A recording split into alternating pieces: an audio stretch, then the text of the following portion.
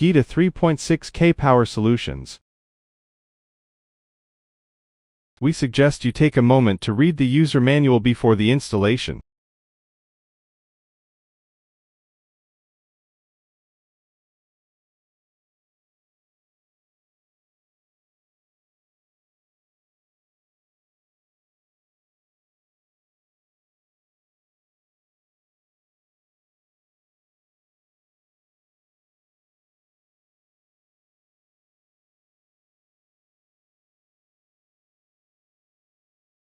The GETA LBEU 3.6K features a generator port, while the 1.5K and 2.5K models do not.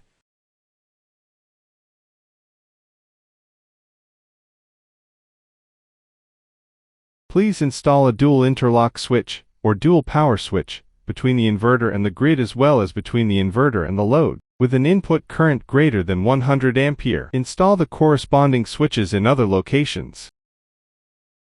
Please ensure that the ambient temperature ranges from -25 to 60 degrees Celsius and that the operational altitude does not exceed 2,000 meters.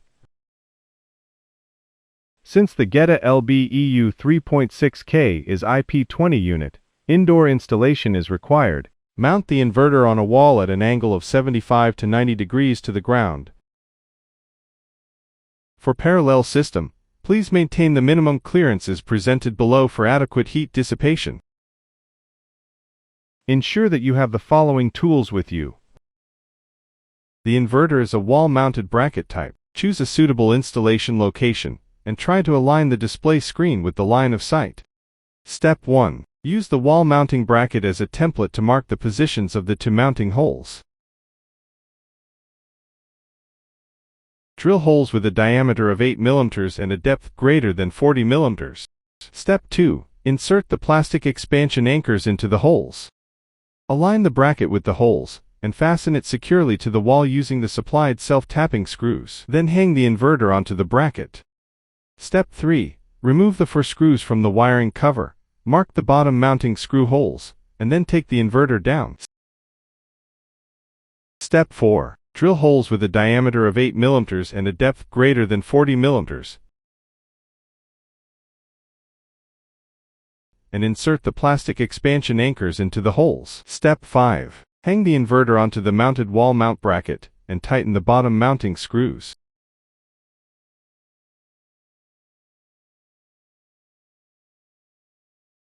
Attention! GETA LBEU 3.6K, 24 volt, requires a 24-volt battery. A sheet following shows the adequate power cable.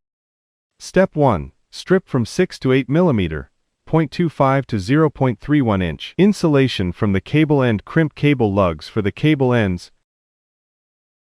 Use insulation tape or heat gun to reinforce and insulate the connection.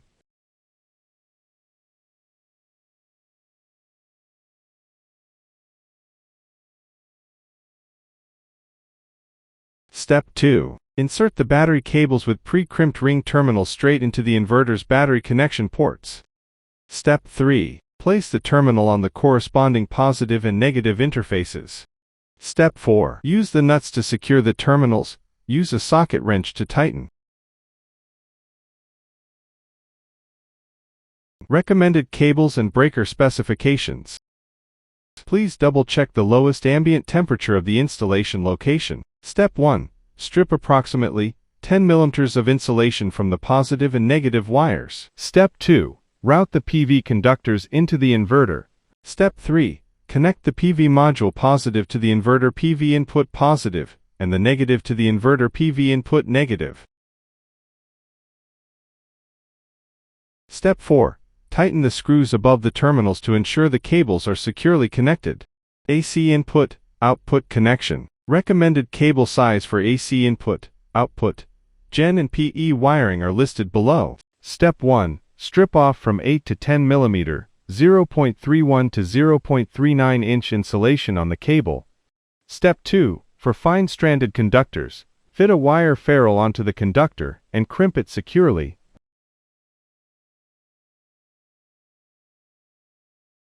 The grid port is located here. Step 1. Route the cables through the openings of the cable gland. Step 2. Refer to the labels inside the wiring compartment and connect the cables to the correct terminals accordingly. Step 3. Tighten the screws above the terminals to ensure the cables are securely connected. The load port is located here. Step 1. Route the cables through the openings of the cable gland. Step 2. Refer to the labels inside the wiring compartment and connect the cables to the correct terminals accordingly. Step 3. Tighten the screws above the terminals to ensure the cables are securely connected. The generator port is located here. Step 1. Route the cables through the openings of the cable gland. Step 2. Refer to the labels inside the wiring compartment and connect the cables to the correct terminals accordingly. Step 3. Tighten the screws above the terminals to ensure the cables are securely connected.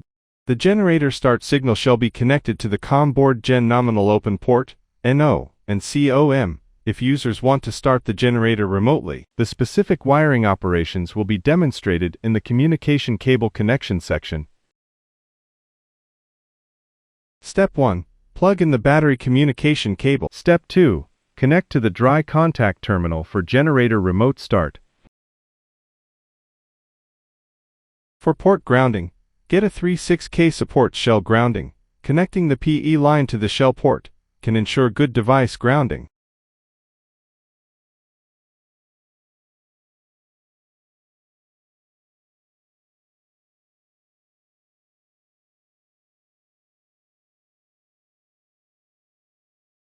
After touch enter button for about 3 seconds, the unit will enter setting mode. The setting icon and index will flashing. In the program 01, select S, which is separate type. Go to program 02, select Li, which is lithium battery. In the menu, choose the correct battery brand. Refer to the LuxpowerTek battery compatibility list. Example, LuxpowerTek battery select type 6, LuxPower. You can monitor the inverter by configuring the dongle and registering an account using a mobile app. Use your smartphone to scan the QR code to download the LuxCloud app. Go to the home page, press and hold the down key for 2 seconds. Then release it to enter the Wi-Fi status interface. Wi-Fi connection status, from left to right, Wi-Fi, server, and INV. Connect the dongle after the Wi-Fi icon on the above interface shows 1, or the Wi-Fi LED indicator light starts flashing. Step 1. Log into your app account. Tap Create Plant. Allow location permission when prompted. Fill in the basic plant information, and submit.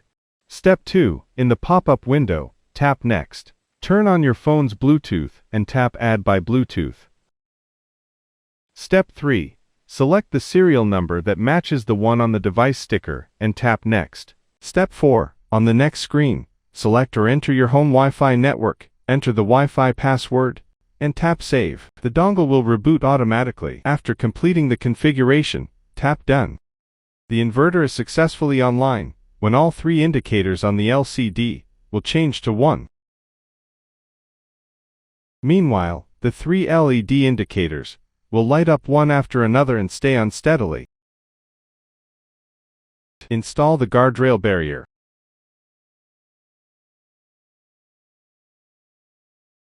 The basic installation and network configuration have been demonstrated. If you encounter any issues during the installation process, please feel free to contact us.